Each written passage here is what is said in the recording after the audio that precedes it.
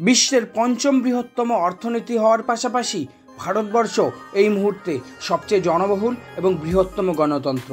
ভারতবর্ষের প্রধানমন্ত্রী এই দেশের সবচেয়ে ক্ষমতাবান ব্যক্তি। ভারতবর্ষের একজন এমপি এমএলএরা এখানে লক্ষ লক্ষ টাকা মাসিক বেতনের পাশাপাশি থাকা, খাওয়া, ভ্রমণ, টেলিফোন সহ হাজারো সুযোগ সুবিধা পেয়ে থাকে।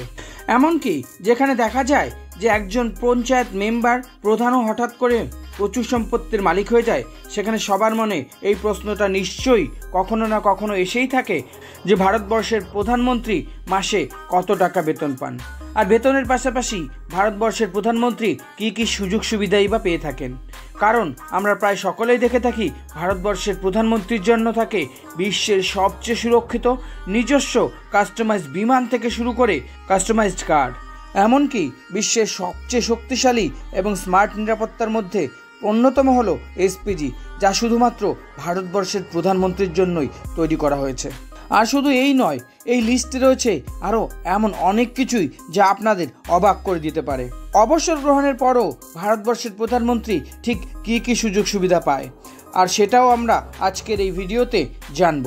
এমনকি অবসরের পরও ভারতবর্ষের প্রধানমন্ত্রী ঠিক কী সুযোগ সুবিধা পেয়ে থাকে সেটাও আমাদের অনেকের মনের প্রশ্ন থেকে যায়। তো নমস্কার বন্ধুরা, স্টাডি টিউট পরিবারের আজকের ভিডিওতে আজ আমরা জানব ভারতবর্ষের প্রধানমন্ত্রী নিজের কার্যকালে ঠিক কী সুযোগ সুবিধা পেয়ে থাকে, আর আমরা এও জানব যে অবসর গ্রহণের পর ভারতবর্ষের প্রধানমন্ত্রীর জন্য ঠিক কী সুযোগ সুবিধা অবশিষ্ট থেকে যায়। তো বন্ধুরা, প্রতিবারের মতো চলুন শুরু থেকে শুরু করি। আমরা জানি লোকসভা ভোটের দ্বারা ভারতবর্ষের প্রধানমন্ত্রী নির্বাচিত হয়। আর আমি যদি বলি যে কোনো ভারতীয় নাগরিক ভারতবর্ষের প্রধানমন্ত্রী হতে পারবে, তাও ভোটে না জিতে। আর এক্ষেত্রে শুধুমাত্র তার বয়স হতে হবে 25 থেকে 30 বছর এবং তিনি কোনো সরকারি চাকরি করতে পারবেন না। আসলে ভারতীয় সংবিধানে বলা রয়েছে লোকসভা ভোটের সংখ্যাগরিষ্ঠ দলের নেতা ভারতবর্ষের প্রধানমন্ত্রী হতে পারবে। এক্ষেত্রে সেই দলকে অবশ্যই মোর দেন 50% সিট জিততে হবে এবং হতে পারে এক্ষেত্রে উনি ওই লোকসভা ভোটে লড়েছেন বা লড়েননি। কিন্তু এক্ষেত্রে শর্ত একটাই যে ভারতবর্ষের প্রধানমন্ত্রী হওয়ার 6 মাসের মধ্যে লোকসভা অথবা রাজ্যসভার যে কোনো একটি কক্ষ থেকে উনি সদস্য হলেই চলবে। যদিও সংবিধান বলে ভারতবর্ষের রাষ্ট্রপতি ভারতবর্ষের সর্বোচ্চ ক্ষমতার অধিকারী, কিন্তু বাস্তবে তার বেশিরভাগই আলংকারিক ক্ষমতা। আর এক্ষেত্রে ভারতবর্ষের প্রধানমন্ত্রী ভারতের সবচেয়ে গুরুত্বপূর্ণ ব্যক্তি এবং প্রকৃত ক্ষমতার অধিকারী। আর ভারতবর্ষের প্রধানমন্ত্রীর আশ্চর্য সব ক্ষমতা সহ একটি ডেডিকেটেড ভিডিও অলরেডি আমাদের তরফ থেকে দেওয়া রয়েছে, সেটা আপনারা অবশ্যই ডেসক্রিপশন থেকে লিংক নিয়ে দেখে নিতে পারেন। তো বন্ধুরা, সবার প্রথমে আমরা স্যালারি বা নগদ বেতনের কথা বলি। ভারতবর্ষের প্রধানমন্ত্রী অনুমানের তুলনায় অনেক কমই বেতন পান। আর এক্ষেত্রে দেখা যাবে ভারতবর্ষের রাষ্ট্রপতি, উপরাষ্ট্রপতি, রাজ্যপাল, এমনকি চিফ জাস্টিস অফ ইন্ডিয়াও ভারতবর্ষের প্রধানমন্ত্রীর তুলনায় বেশি টাকা বেতন পেয়ে থাকেন। ভারতবর্ষের রাষ্ট্রপতির স্যালারি যেখানে প্রতি মাসে 5 লক্ষ টাকা, সেখানে ভারতবর্ষের প্রধানমন্ত্রীর আনুষ্ঠানিক কোনো বেতন পান না এবং সমস্ত কিছু মিলিয়ে তিনি প্রায় 2,80,000 টাকা বা $3500 সমান মাসিক ভাতা পেয়ে থাকেন। আর এটা শুনে যদি আপনার মন ভেঙে গিয়ে থাকে তবে 1 মিনিট দাঁড়ান। ভারতবর্ষের প্রধানমন্ত্রী ভাতা বাদ দিয়ে বাকি যে সমস্ত সুযোগ সুবিধাগুলো পেয়ে থাকেন সেগুলো শুনলে আপনার মাথা ঘুরে যেতে বাধ্য। ভারতবর্ষের প্রধানমন্ত্রীর থাকার জন্য বরাদ্দ করা থাকে ওয়ার্ল্ড ক্লাস লাক্সারিয়াস একটি বাড়ি, যেটা কিনা অনেকগুলো বাংলোর সমষ্টি। বর্তমানে ভারতবর্ষের প্রধানমন্ত্রীর জন্য বরাদ্দ করা রয়েছে 7 লোক কল্যাণ মার্গ, যাকে আগে 7 রেসকোর্স রোড বলা হতো। এই বাসস্থানটি প্রায় 12 একর জমি জুড়ে বিস্তৃত, যার মধ্যে 5টি আলাদা আলাদা বাংলো রয়েছে। আর এর মধ্যেই রয়েছে helipad, hall room, guest house, এসপিজিদের থাকার ব্যবস্থা সহ প্রায় সব রকমের সুযোগ সুবিধা। এর 9 নং বাংলোর নিচেতে রয়েছে দীর্ঘ 1.5 কিলোমিটারের একটি সুড়ঙ্গ, যেটি পার্শ্ববর্তী এয়ারপোর্টে গিয়ে মিলেছে। প্রধানমন্ত্রীর নিরাপত্তা এতটাই কড়া যেখানে পূর্ব নির্ধারিত লিস্ট ছাড়া কেউই প্রবেশ করতে পারে না, এমনকি এই এরিয়াটি নো ফ্লাইং জোন।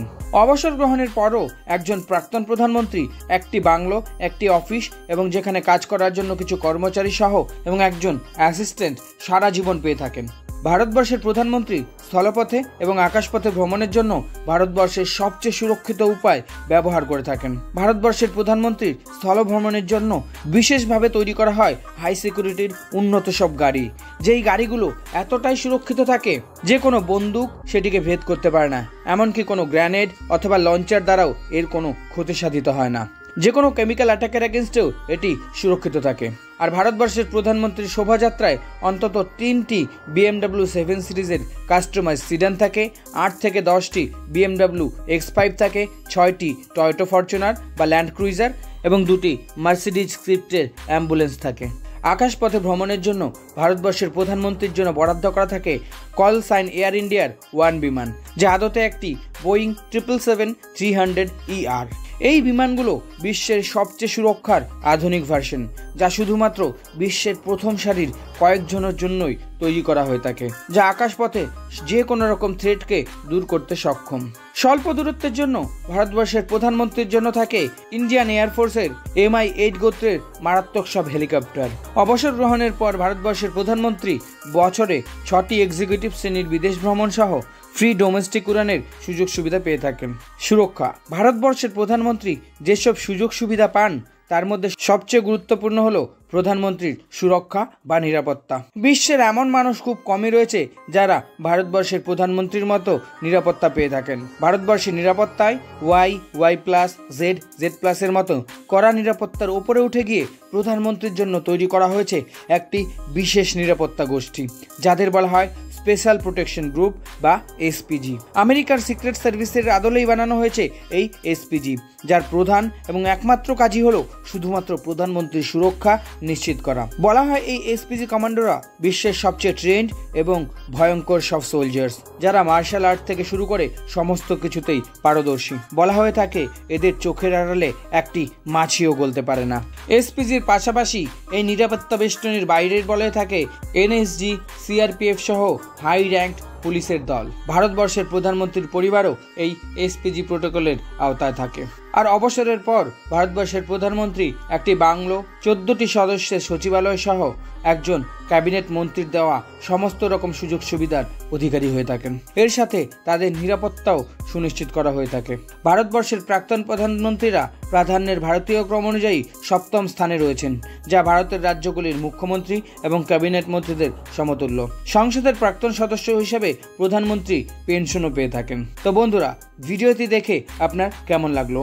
আপনার কি মনে হয় অবসর গ্রহণের পর ভারতবর্ষের প্রধানমন্ত্রীর ঠিক কত টাকা বেতন পাওয়া উচিত? আর বন্ধুরা, ভিডিওর শুরুতে আমরা যে বলেছিলাম একজন পঞ্চায়েত সদস্য বা প্রধানও যেখানে প্রচুর টাকার মালিক হয়ে যান, সেটির ভিত্তি হয়তো আপনারা সবাই জানেন।